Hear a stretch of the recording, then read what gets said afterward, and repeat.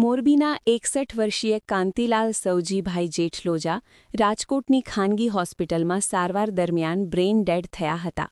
તેમના પરિવારે પ્રેરણાદાયી નિર્ણય લઈને તેમની 2 કિડની અને લિવરનું દાન કર્યું હતું, જેનાથી 3 જરૂરિયાતમંદ દર્દીઓને નવજીવન મળ્યું છે. પ્રાપ્ત માહિતી અનુસાર મોરબીના રામકો બંગલો પાછળ આવેલા નંદનવન પાર્ક ઓપેરા સ્ક્વેર એપાર્ટમેન્ટમાં રહેતા અને મૂળ પીપળી ગામના કાંતિલાલ જેઠલોજા અચાનક પોતાના ઘરે ઢળી પડ્યા હતા. તેમને તાત્કાલિક રાજકોટની ખાનગી હોસ્પિટલમાં ખસેડવામાં આવ્યા હતા. સારવાર દરમિયાન તબીબોએ તેમને બ્રેઇન ડેડ જાહેર કર્યા હતા.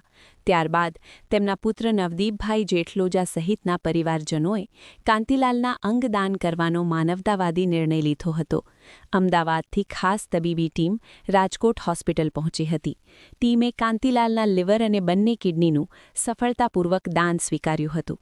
આ અંગોને તાત્કાલિક સ્પેશિયલ કોરિડોર મારફતે રાજકોટથી અમદાવાદ પહોંચાડવામાં આવ્યા હતા, જ્યાં તેમને જરૂરિયાતમંદ દર્દીઓમાં પ્રત્યારોપણ કરીને તેમને નવજીવન આપવામાં આવશે. પરિવારે આ નિર્ણયથી સંતોષ વ્યક્ત કર્યો હતો.